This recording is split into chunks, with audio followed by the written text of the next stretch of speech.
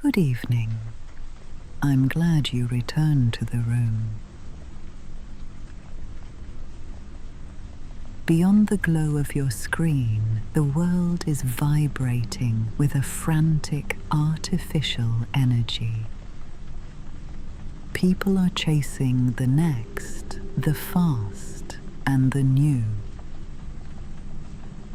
But in this corner of the night, we know better. We know that real power doesn't scream, it whispers. It doesn't move, it remains perfectly still.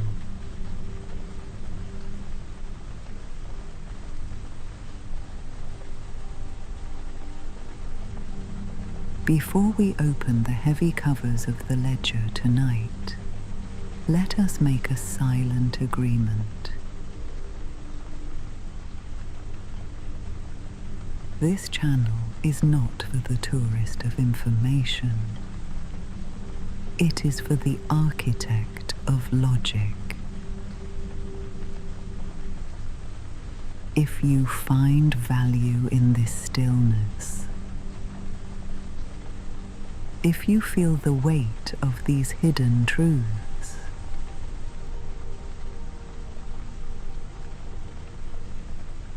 I invite you to leave your mark.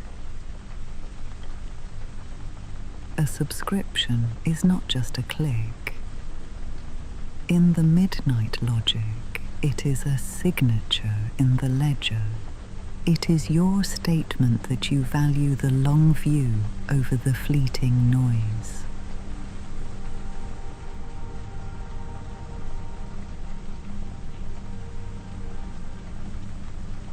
Now let the world outside fade. Close the tabs. Mute the notifications. We are traveling back to a place where the air is thick, with the scent of old wood and secret pacts.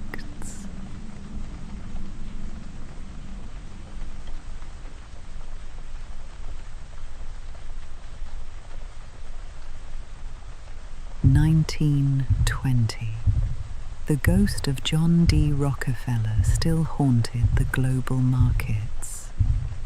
He had built the standard, but even a titan cannot stop the tide of human greed. After the breakup of 1911, the world entered what I call the Great Bleeding.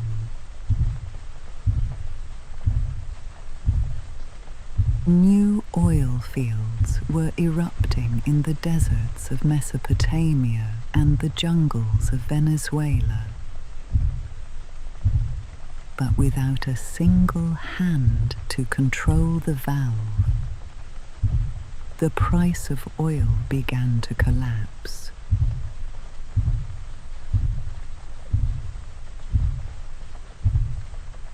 The giants, Shell, BP, and the heirs of Standard, were tearing each other apart.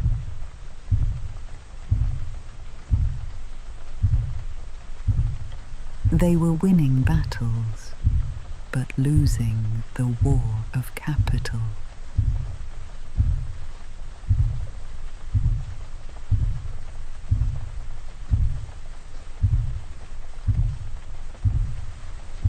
They realized a terrifying truth. Total competition is a race to the bottom.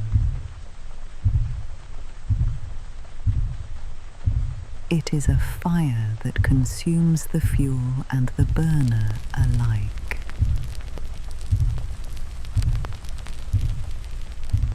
To survive, they didn't need better technology. They needed a new order.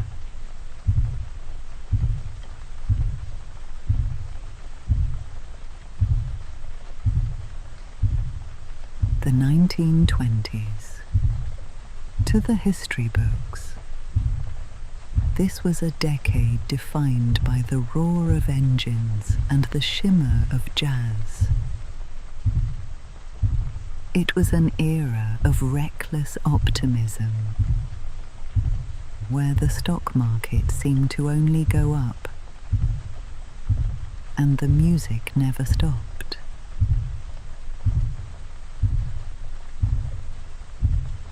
But beneath the surface, in the shadows of the global markets,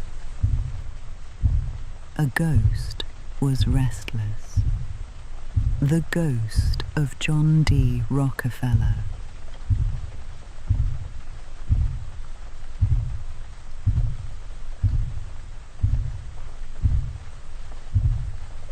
When the Supreme Court shattered Standard Oil in 1911, the world cheered.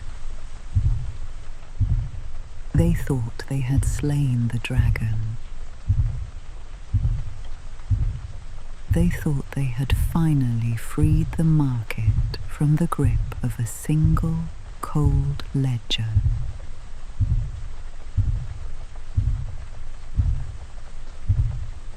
But they failed to realize a fundamental truth of the midnight logic.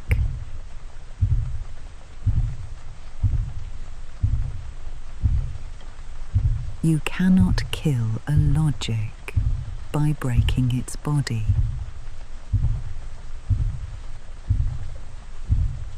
The 34 fragments of the empire didn't wither away in the sun of the new century. They grew, they adapted. They became competitive, yes,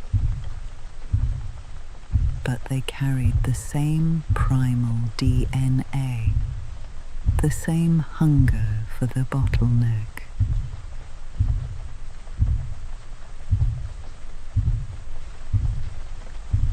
As the 1920s roared to life, the hunger for energy underwent a violent metamorphosis. Oil was no longer just for the lamps that lit the parlors of the elite. It was the lifeblood for the millions of Model Ts rolling off the assembly lines. It was the food for the hungry navies of the great powers and the wind beneath the soaring wings of a new global era.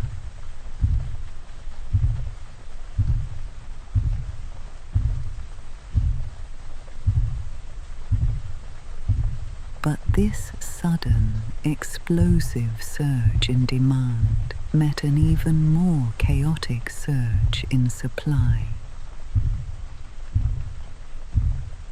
The order that Rockefeller had maintained through his meticulous ledger was gone, replaced by a violent, uncoordinated frenzy. The valve was open, and the world was about to discover that you can indeed drown in your own wealth.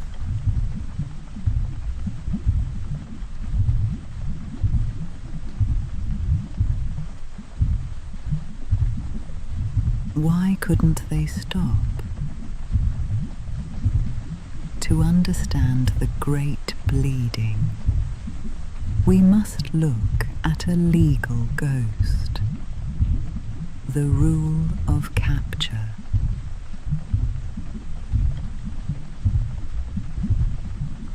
It was a law born for hunting foxes, not for managing the energy of a planet. The logic was simple and deadly. Oil underground belongs to no one until it is pulled to the surface. Imagine a massive lake of oil sitting beneath two neighboring properties. It was a race. If you didn't drill today, your neighbor would pump your fortune into their tanks tomorrow.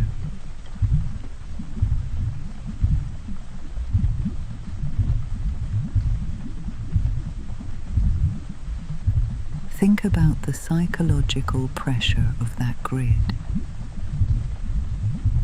This law turned every oil field into a battlefield of mutual destruction.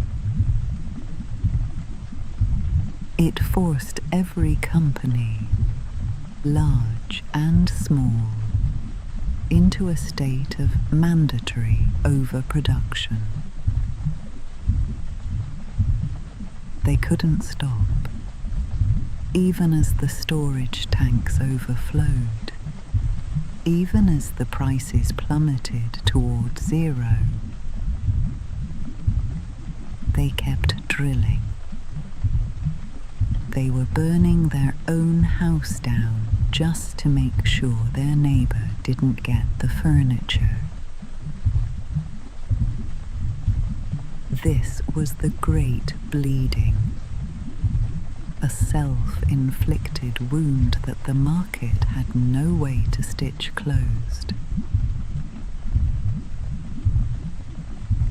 The more they found, the poorer they became.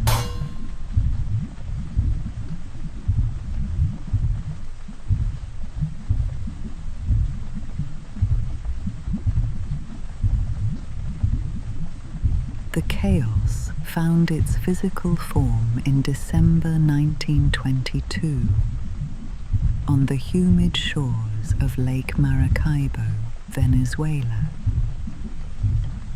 A crew was drilling a well known as Barroso Numero 2, unaware that they were about to pierce the skin of a prehistoric monster.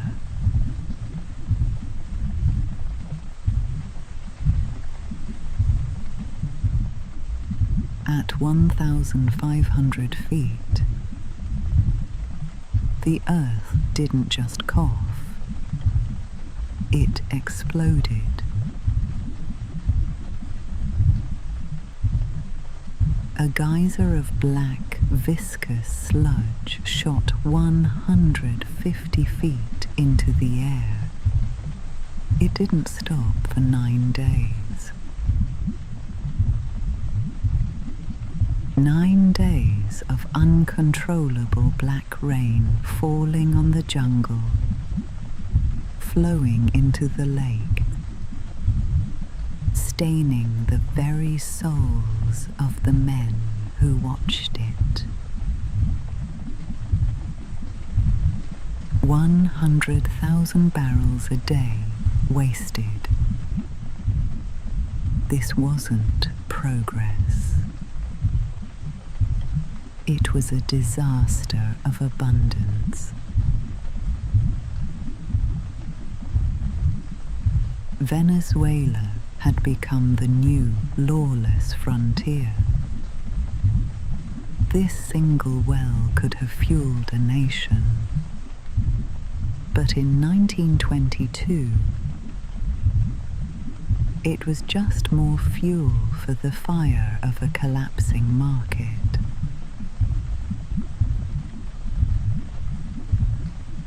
The giant of global capital was bleeding out, and the masters in New York and London were starting to feel the chill of the coming winter.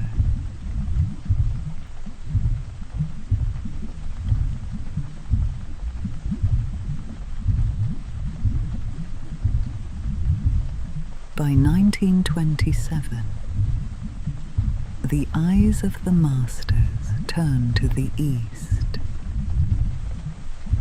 to the ruins of the Ottoman Empire, now carved up by the victors of the Great War.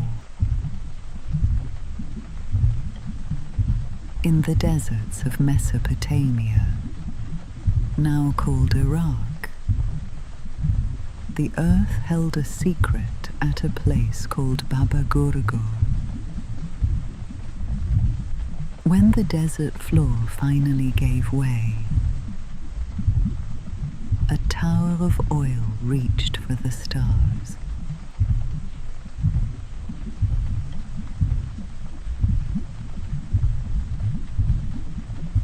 But here, the winners were not celebrating. The giants,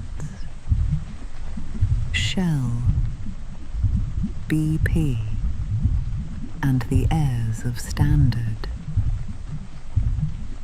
looked at the fountain of Iraq and didn't see profit.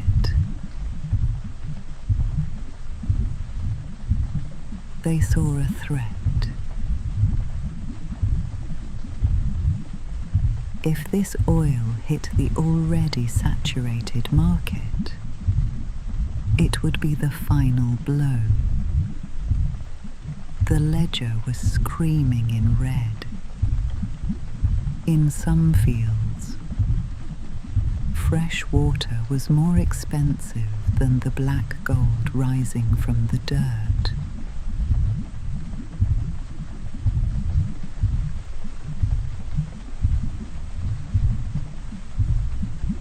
They realized a terrifying truth. Total competition is a race to the end of the world. It is a fire that consumes the fuel and the burner alike.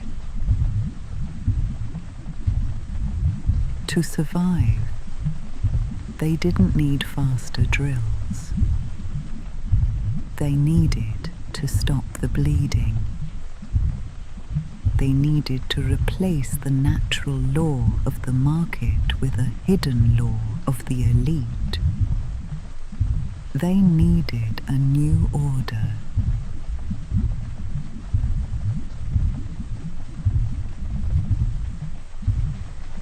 And so the summons was sent, away from the erupting wells, away from the screaming deserts, to the silence of the Scottish Highlands.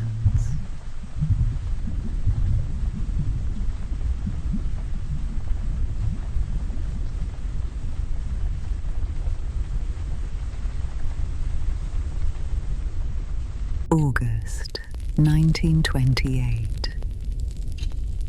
While the rest of the world was dancing in the sun of the roaring 20s, a cold shadow was falling over the Scottish Highlands.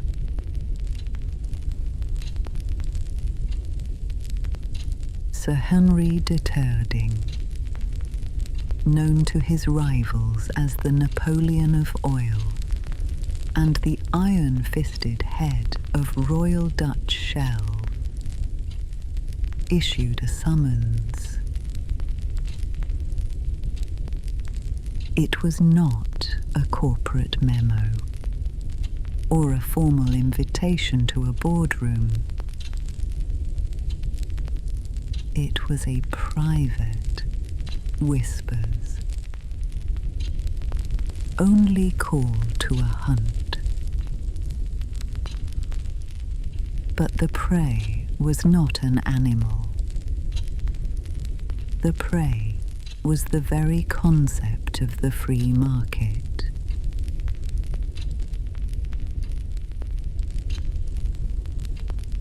He invited his two greatest enemies to Achnacarry Castle, a place of ancient stone, indifferent fog, and total isolation.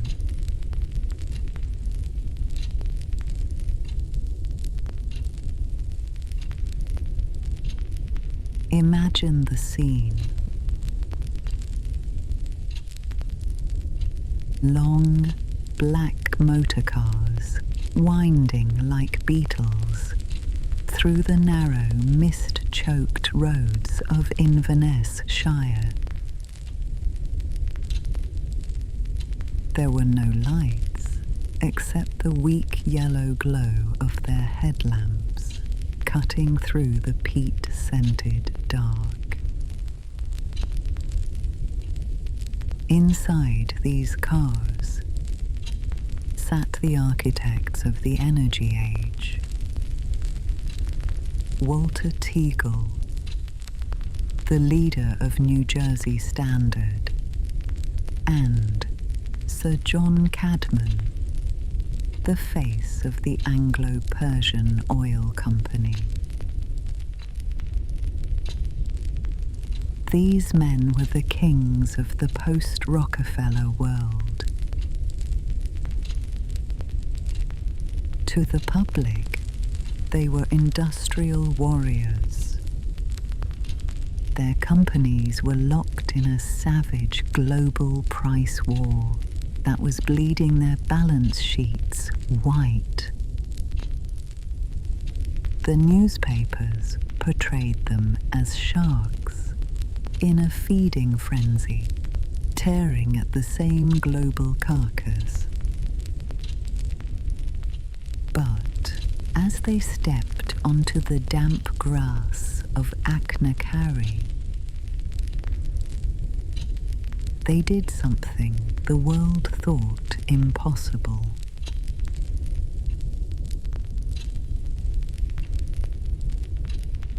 They left their weapons at the gates. They realized that in a world of absolute competition,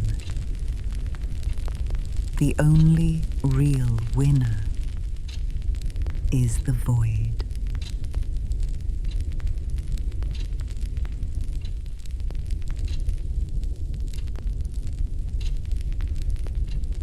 For 2 weeks, the castle was a fortress of silence.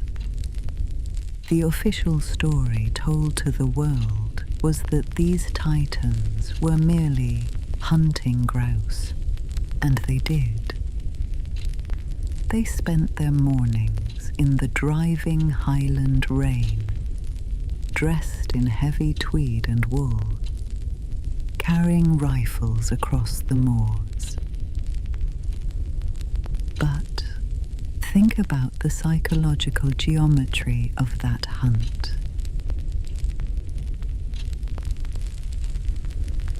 Every bird they shot was a metaphor. As they stood side by side in the mist, they weren't competing to see who could kill the most. They were learning to synchronize their fire. They were practicing the art of the collective kill. They realized that if everyone shoots at once, no one has to fight over the prize.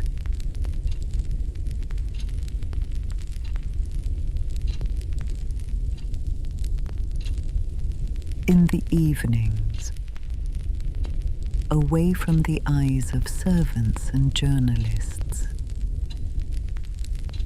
they retreated to the library.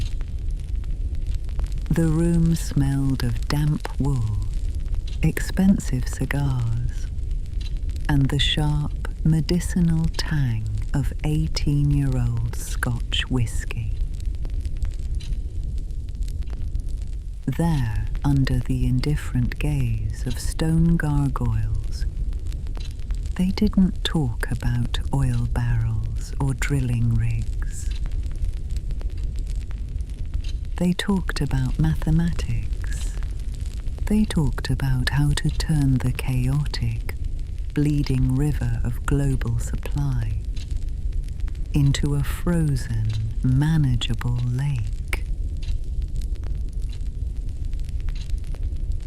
If you are following the lines of this secret history, like this video.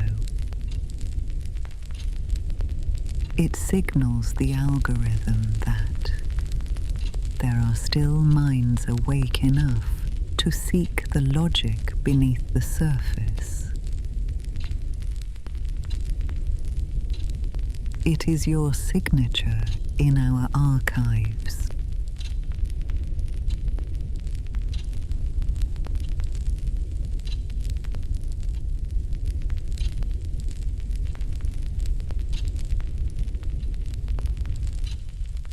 In that dimly lit library, under the gaze of stone gargoyles and leather-bound archives,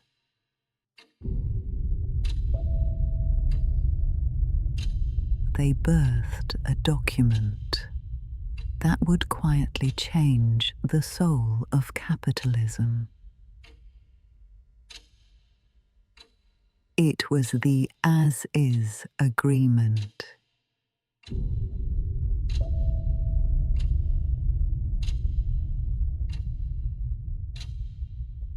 Imagine the physical reality of that moment. Sir Henry de Turding leans over a heavy oak desk. The smell of his cigar smoke mixes with the scent of ancient parchment and wet tweed. He holds a fountain pen, a tool of creation that is about to be used for preservation.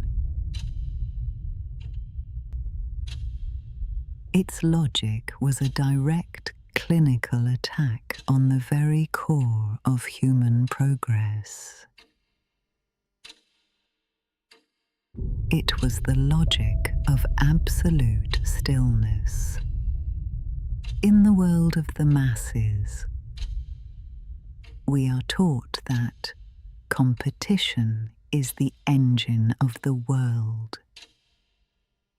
We are told that the best idea wins.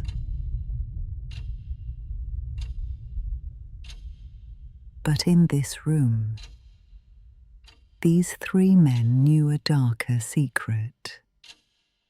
Competition is a tax on the elite. It is a friction that slows down the accumulation of pure, unadulterated wealth. They didn't want to win. They wanted to stop the game.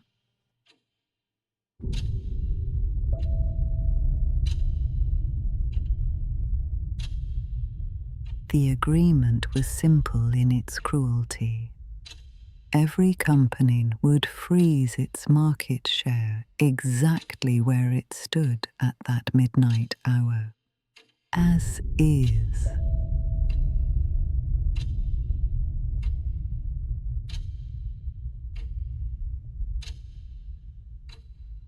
Think about the geometry of that cage.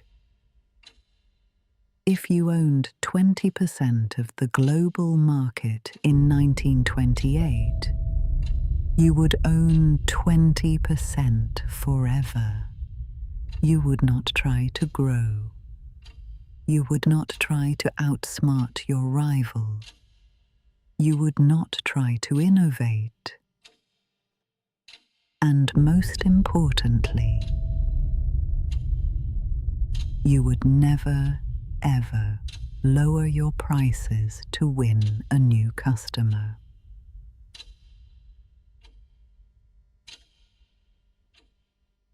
Why? Because growth requires conflict, and conflict, as the Great Bleeding had just proven, is expensive. It drains the ledger. They realize that absolute profit is the reward for absolute stagnation.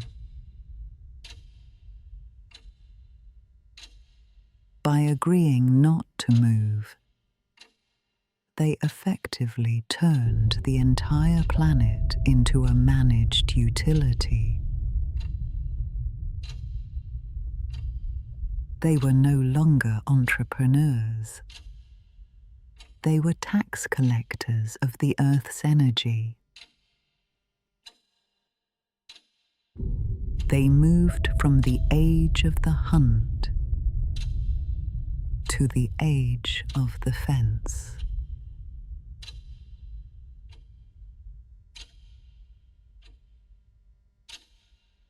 They created a world where the new was no longer an opportunity, but a threat to the standard.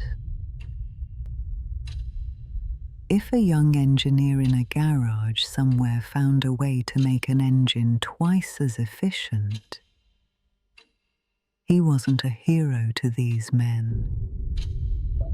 He was a predator. He was a leak in their stagnant pool. This agreement ensured that no matter how much oil was found in the deserts or the jungles, the price would never drop. They had successfully decoupled the cost of living from the reality of the earth.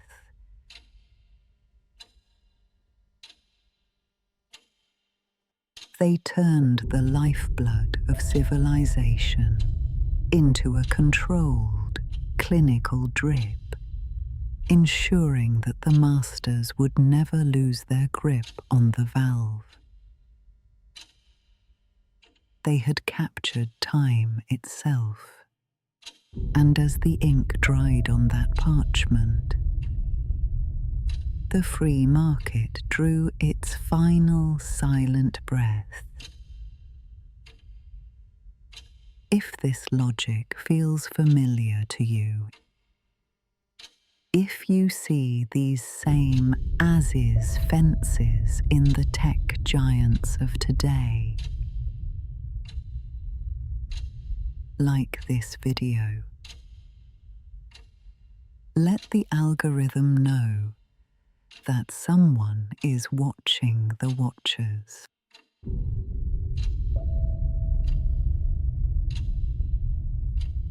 This was the moment. The free market became a fairy tale for the masses. The men at Achnacarry understood that the invisible hand was too chaotic to be trusted with real wealth. They replaced it with a visible ledger. They established a cartel that would come to be known as the Seven Sisters.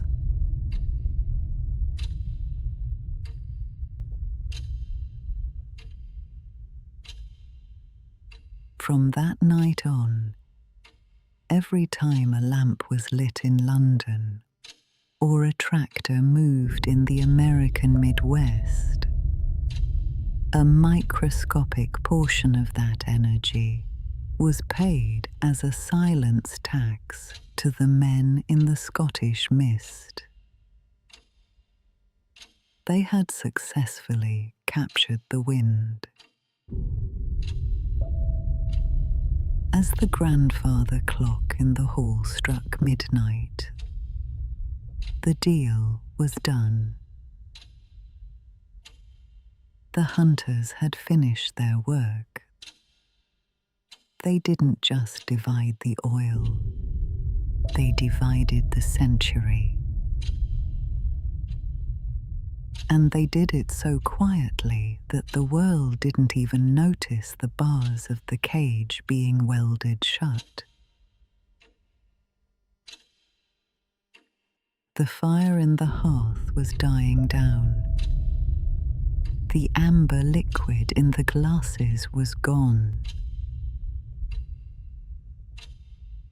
But the red line was about to be drawn.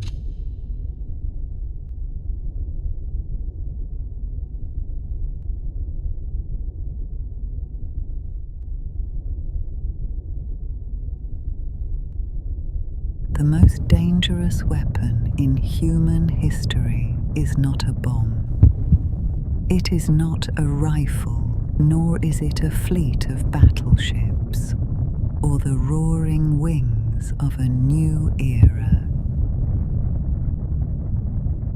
It is a red ink pen.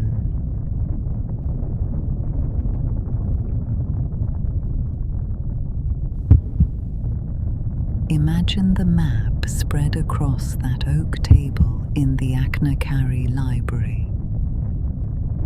It was a massive panoramic view of the former Ottoman Empire, the decaying corpse of a once mighty empire that had finally collapsed under the weight of the Great War. For the men in the room, Tegel, Cadman, and Deterding, this wasn't land. This wasn't a home to millions of complex human souls, nor was it the cradle of civilization. To them, it was a grid. It was an untapped reserve of time and capital, waiting to be audited.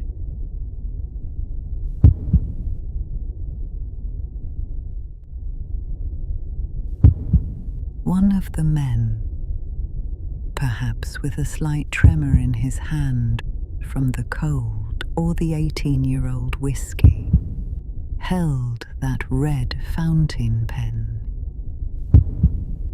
He leans over the table. The smell of his cigar smoke mixes with the scent of ancient dried parchment. He didn't ask for permission. He pressed the nib of the pen onto the paper, and with a slow, deliberate scrape, he drew a circle.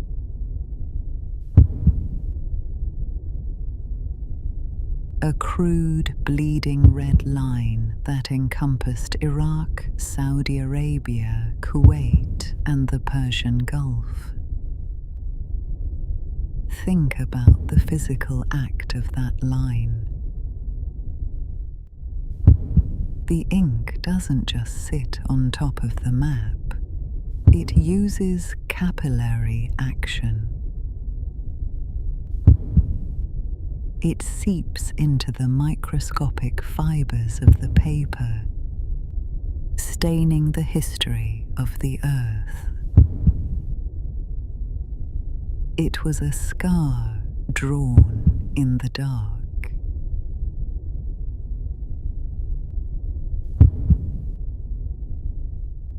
Inside this line, they swore a blood oath of collaborative silence. No one acts alone.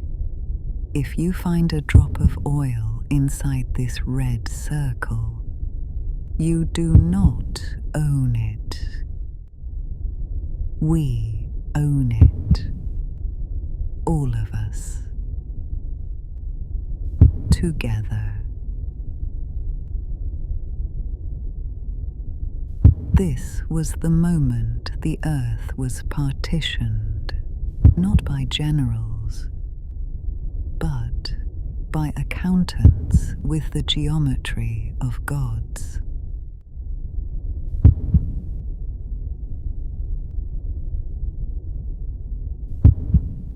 This red line was not a plan for development. It was not a blueprint for progress. It was a blockade. The world believes that oil companies want to find oil. The public is taught that the goal of capital is to maximize production. But the masters of Achnacarry knew better. They knew that real, absolute wealth is not found in abundance, It is found in the meticulous engineering of scarcity.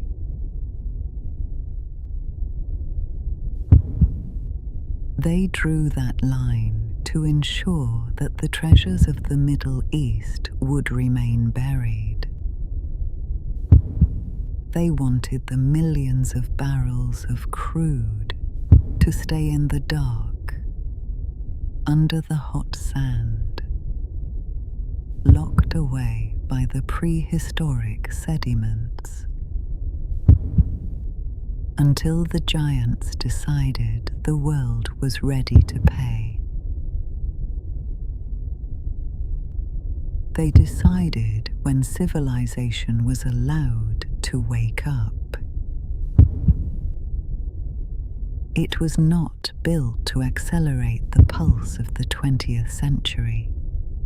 It was built to master the pulse. By agreeing not to compete inside this line, they moved from the chaotic age of the hunt to the clinical age of geometric stagnation. They were no longer entrepreneurs. They were tax collectors of the deep earth. This was the birth of the Seven Sisters, the global cartel that would hold civilization by the throat for the next 50 years.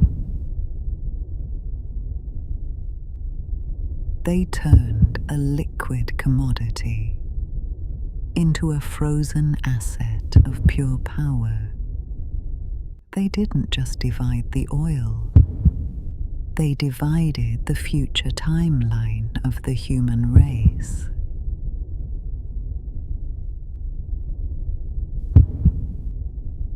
Look at the grid you live in today. Do not be fooled by the glow of your smartphone or the freedom of your fiber optic cables.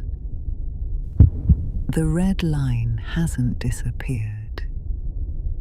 It has merely become digital.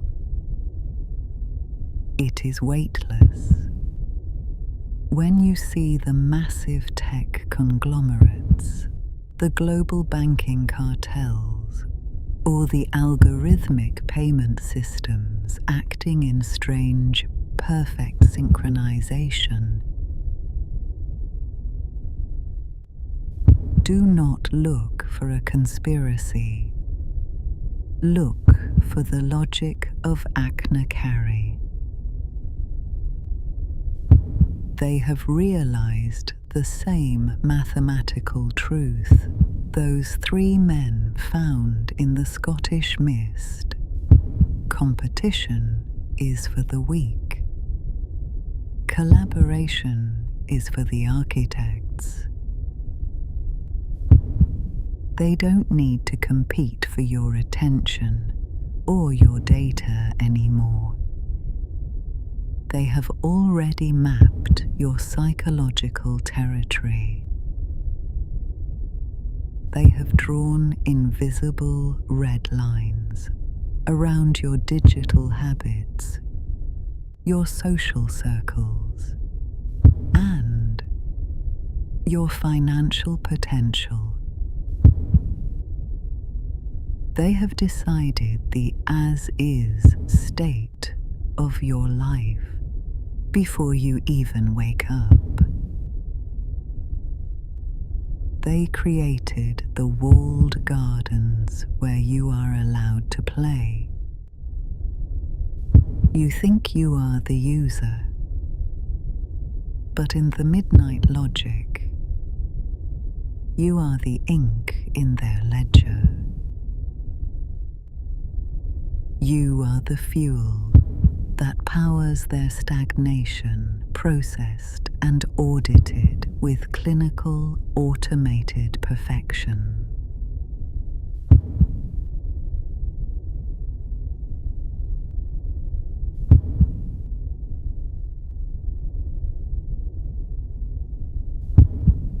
Are you content being the ink? Are you satisfied with flowing exactly where their red lines dictate, guided by algorithms you do not see? Or do you want to learn how to hold the pen?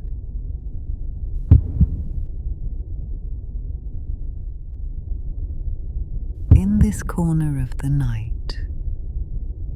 we do not just study history to remember the past. We study it to recognize the architecture of the present grid, to understand the geometry of the elite is the first step toward redrawing the map.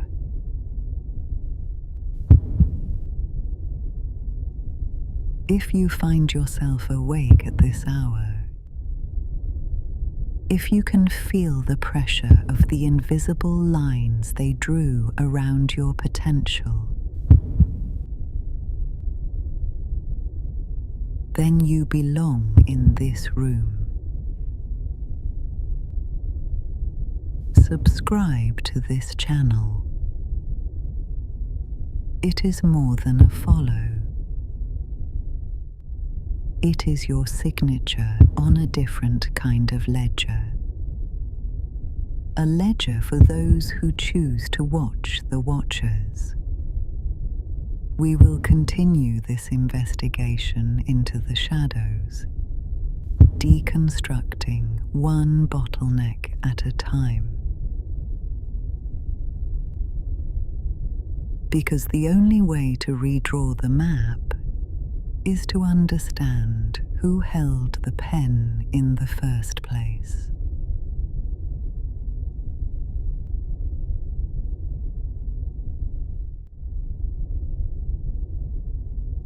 The library at Achnacarry is empty now. The cigars have long since turned to ash. The whiskey has evaporated into the damp Scottish air. But the logic they birthed that night did not die with them. It did something much more dangerous. It became biological. It mutated from ink on parchment into the binary code that pulses through the deep-sea cables of our modern world. Think about the transition. In 1928, they needed a physical castle and a red pen to partition the earth. Today, the masters of the grid don't need to meet in secret. They have encoded their fear of the free market into the very algorithms that decide what you see when you wake up.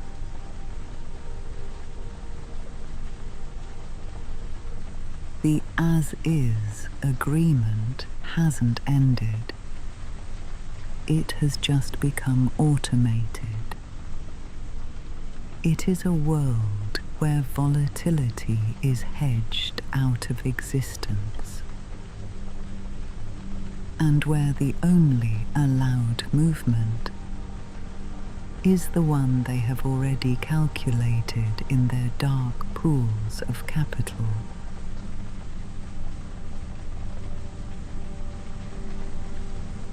You are no longer just a consumer. You are a data point in a century-old plan for absolute stillness.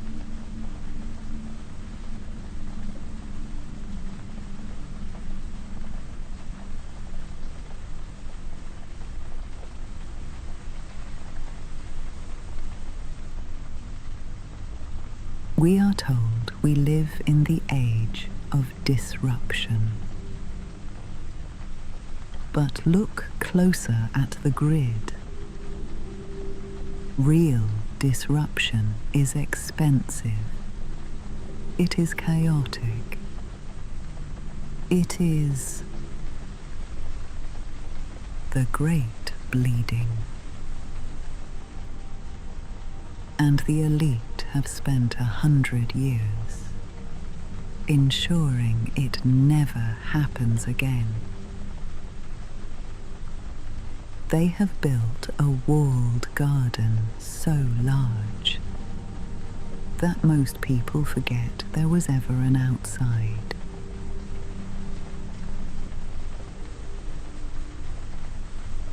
When you look at your screen, you aren't seeing a window.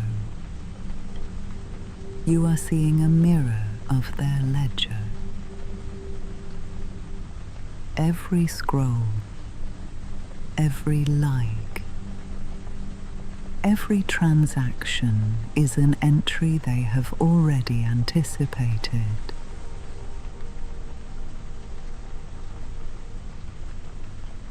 They have divided your attention with the same clinical precision they used to divide the oil of Mesopotamia. In this room, we step outside the grid. We are no longer components in the machine. We are the auditors of the night. We watch the patterns of the hunters not to join them, but to understand the bars of the cage. Because the moment you recognize the lines they drew in the dark is the moment those lines lose their power over you.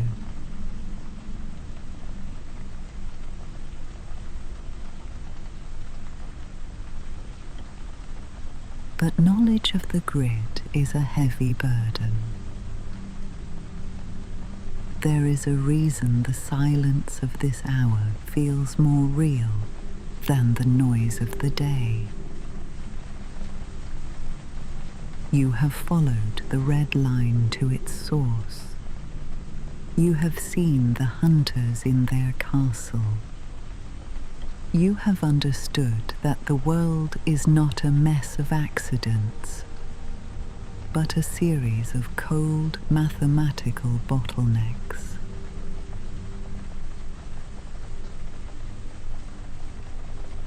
Now the mind must rest.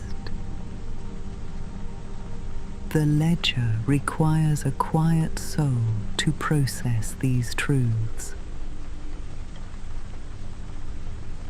As the clock in the hall strikes the hour, it is time for the voice to fade. You have done the work of the mind. You have survived the audit of the night. You have seen the geometry of the elite. And in seeing it, you have begun to move outside it.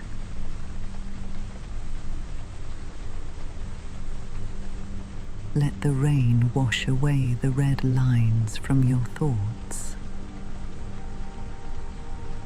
Let the thunder remind you of the scale of the universe. A scale so vast, so indifferent, that even the giants of Achnacarry and the masters of the silicon grid are nothing but specks of dust in the wind.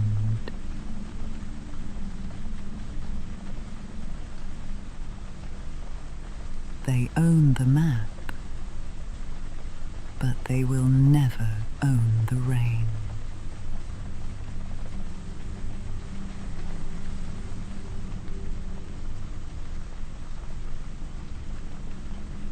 Your eyes are heavy.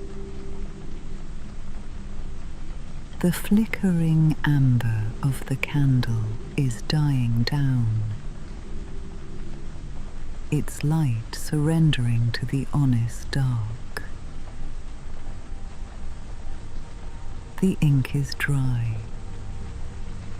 The secrets are safe within you. There is nothing left to do but breathe. Listen to the rain on the window.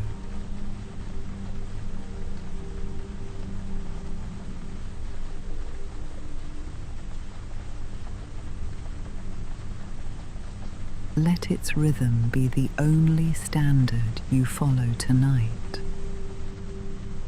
No prices, no markets, no red lines. Just the falling water.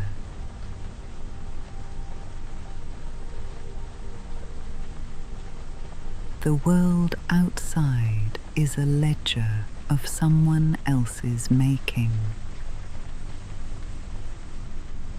But this room, this moment, is yours.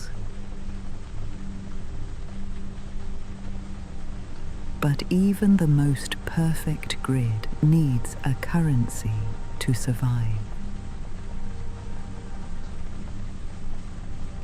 And even the most silent ledger needs a soul. In our next chapter, the ink turns from red to gold.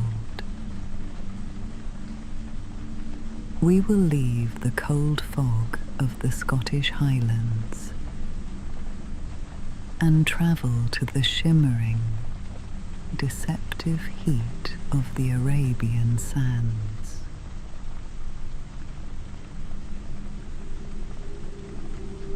We will witness the birth of the petrodollar, a secret pact signed in the shadow of an empire that married the energy of the earth to the currency of the world.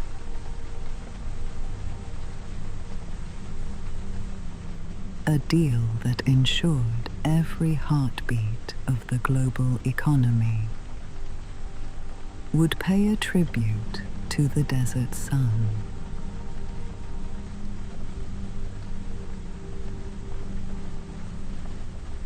I will see you in the next chapter, where we will go deeper into the archives of the elite. But for now, the audit is complete. Good night, my friend. Sleep. Sleep. Sleep.